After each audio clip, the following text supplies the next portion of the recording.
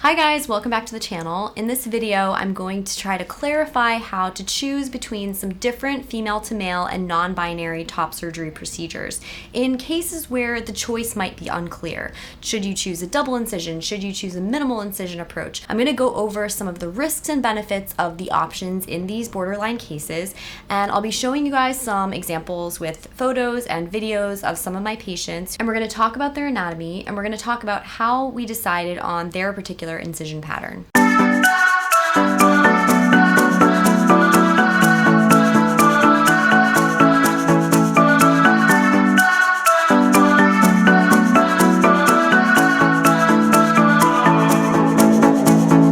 Some of you have watched my previous video on top surgery anatomy, where I went over some measurements you can take on your own chest wall and how you can use those measurements to determine if you're a good fit for a minimally incision approach like the periareolar or the keyhole versus a larger incision approach like the double incision. And I'm going to reference that video a little bit, so if you haven't watched it, I will link it below. And after that video, a lot of you were asking some really good questions about some of these borderline anatomy cases and how you can decide in some of the less clear situations whether you would be a good candidate for a minimally incision approach or if you should consider some of the more middle of the road procedures like the lollipop incision, for example. So I'm going to dive in by starting with an example of one of my patients. Let's call them Max for the purpose of this video. And I'm actually going to be talking about their case again in another video because we have been dealing with some really difficult insurance coverage issues for Max, so you will be hearing about them again. So Max is a very interesting borderline anatomy case. Max has actually already had a breast reduction. They had a lot of difficulty with lack of parental support, and this was actually the only procedure that their parents would let them have while still on their parents' insurance plan. So now that Max is old enough to have their own insurance plan, we are talking about top surgery. And the reason that this case is so interesting is, first of all, Max already has scars present, both along the inferior border of the chest wall, which is similar to the scar in a double incision surgery, and a vertical scar from the inferior border of the areola down to the fold, which is similar to a lollipop scar, for example. And number two, because of the prior breast reduction, Max's nipple is in a pretty good position, meaning it's pretty high on the chest wall, and there hasn't been too much gravitational effect to pull the nipple down. So in my last video on top surgery anatomy, I talked about the three parameters I look for: the sternal notch to nipple distance, which reflects how high the nipple is on the chest wall and how much extra skin is present in the superior half of the chest; the nipple to IM fold distance, which reflects how much excess skin is present in the inferior half of the chest; and the volume of breast tissue. Max's sternal notch to nipple distance is around 22 centimeters, so they aren't that far off from the ideal for a peri or a keyhole, but when I look at Max's inferior distance, that nipple to IM fold distance is an 8.5 centimeters, so they are above the threshold that I recommend for a peri or a keyhole. And I would also say that Max's amount of breast tissue and volume is over the threshold for a minimal incision approach. So basically, we are looking at other options here, because especially when I look at that inferior aspect of the chest, I can tell that if I tried to remove all that breast tissue through a very small incision, it just wouldn't look good. And even if I tried to use a peri and excise an asymmetrical circle to excise some extra skin below that areola, there would be a lot of pleating effect and it just wouldn't look good. A poor contour, extra pleating with a minimal scar doesn't look good compared to a big scar but a nice contour with no weird pleating.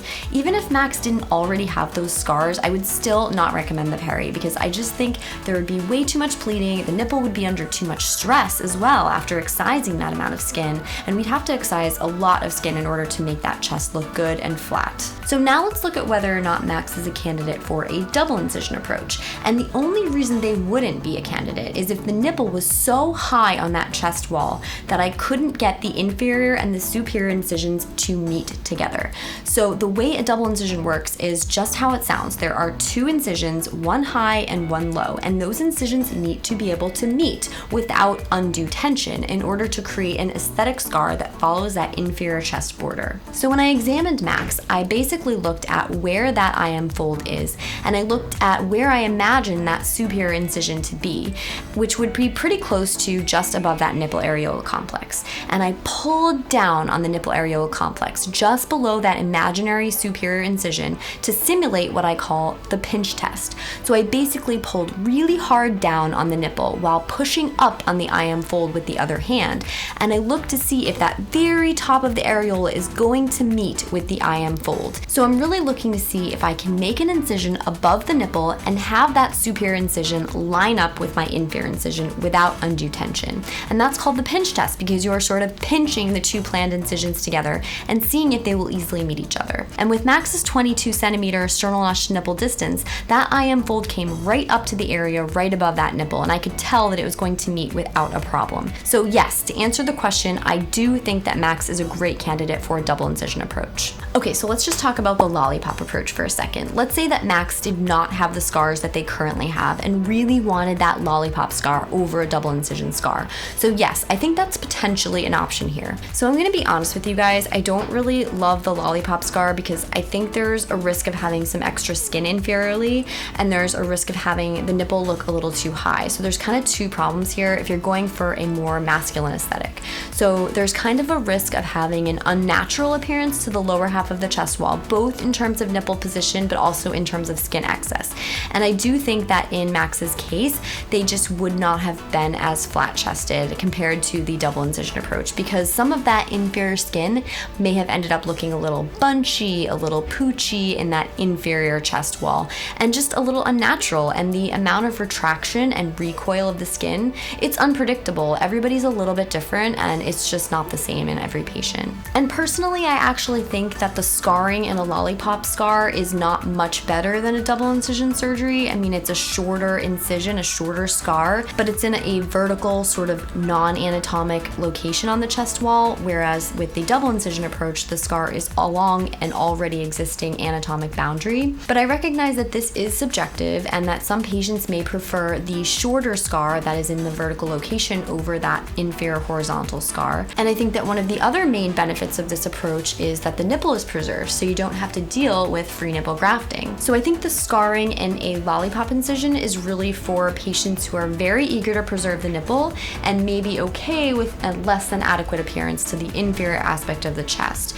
And I think the best candidates for this procedure are patients that are really, really on the cusp of being almost a candidate for a periareolar incision. Because if you have too much extra skin in the inferior or superior aspect of the chest wall, you're just not going to be able to adequately address that with a lollipop incision. You're going to end up with some potential bunching of skin at the inferior chest, and it just doesn't look good. And I am going to talk more about this lollipop incision in another video in a little more detail, but basically in this case for Max, we opted for the more guaranteed aesthetic and flat chest of the double incision surgery. So I'm going to show you guys one more example of another patient. This patient has a sternal notch to nipple distance of 24 centimeters, so a little bit higher than Max's, and a nipple to IM fold distance of 9.5, which is also about 1 centimeter further than Max's. So you can see that on this chest wall, the nipple is not really that far off from being in a good position. There's not a ton of skin excess, and there's not a lot of breast tissue and volume. So I would definitely consider this to be a borderline anatomy case. I think that it's not super clear which direction to go in with this chest wall anatomy. But when I do my maneuvers and my pinch testing, you can see that when I pull down on that superior skin flap, or what will be the superior skin flap, at the imaginary line where my superior incision will be, and I push up on the IM fold, you can see that that nipple is going to clear with a double incision approach, that I can safely excise an ellipse of skin that's going to end with a superior incision at the top of the areola and an inferior incision at the IM fold or slightly above. So I think this anatomy is great for a double incision approach, and that is what we talked about doing because this patient wants to be super flat chested. I think that if this patient was okay not being super flat chested, that we could talk about some alternative approaches. I think the lollipop is a possibility in this case, although I do think that again there would be some amount of excess skin present at the inferior chest wall. And I think that a periareolar incision, even if we tried to excise a significant amount of skin around that nipple areola complex, would definitely cause way too much bleeding. So again, in this case, we did decide on a double incision approach. So I hope you guys enjoyed this video. I know some of these borderline anatomy cases can be really tricky to figure out. So let me know what you guys think in the comments. Let me know if there are other videos you want to see. Please like this video if you liked it, and don't forget to subscribe to the channel.